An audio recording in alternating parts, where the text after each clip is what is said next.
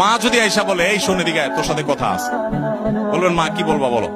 এবার মাকে যদি বলেন যে বাবা তোর বউ এই এই বলছে, এই এই করছে, সে কি এটা করতে পারে, কত বড় সাহস, তোর গলায় ধরে দিয়ে মরা উচিত। মা যদি এসব কথা বলে, মাকে একইভাবে বলবেন মা আল্লাহ নবী সাল্লাল্লাহু আলাইহি সাল্লাম কোনদিন স্ত্রীদের গায়ে হাত তোলেন নাই। ইসলামে যদি বউ পিটানোর নির্দেশ থাকতো তো আজকে ঠ্যাং উপর দিক বাইন্দা আমি পিটাইতাম। আমার হাতটা শুধু বাইন্দা রাখছে ইসলাম। আল্লাহ রসুল কোনদিন স্ত্রীদের গায়ে হাত তুলেন না। না হলে মা এত বড় সাহস, এরকম কথা সে বলতে পারে।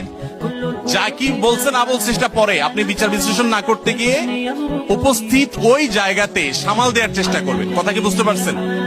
আপনার এই আচরণ শোনার পর আপনার মা কি বলবে জানেন?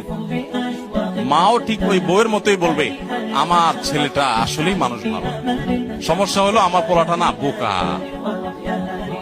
একদম বেকুব, এই জন্য শিখ। তো বউয়ের কাছেও বেকুব থাকলে মায়ের কাছেও কিন্তু আপনাকে কেউ দোষী সাব্যস্ত করবে না। আর যদি পণ্ডিতি করে বউরে বলতে চান, ঠিক আছে আমি দেখতেছি, থামো তুমি। মা কিভাবে এসব কথা বলে, এরপর যাবার মা কই আছো তুমি, এদিকে আসো। এবার বসে মার সাথে আলাপ শুরু করবে। ওখানে বাঁধবে একটা ইউক্রেন রাশিয়া যুদ্ধ, বিশাল কাণ্ড হয়ে যাবে। ওই কাণ্ড করার পর বউয়ের কাছে আইসা যদি মনে করেন যে বউয়ের জন্য মার সাথে ঝগড়া করছি, বউ মনে খুশি হবে, জীবনও খুশি হবে না, জীবনও খুশি হবে না। যতই করেন বউরে খুশি করতে পারবেন না, কোন একটা প্যাঁচ বাঁধবেই এবং কোন একটা ফাঁক বের করবে। আর মা তো না খুশি হয়েছি। আবার মায়ের হয়ে যদি বলেন, এই তুমি কত বড় সাহস, আমার বোনরে কি করলে, ভাইরে কি করলে, মারে কি করলে, দেখবেন আরেক যুদ্ধ পাচ্ছে।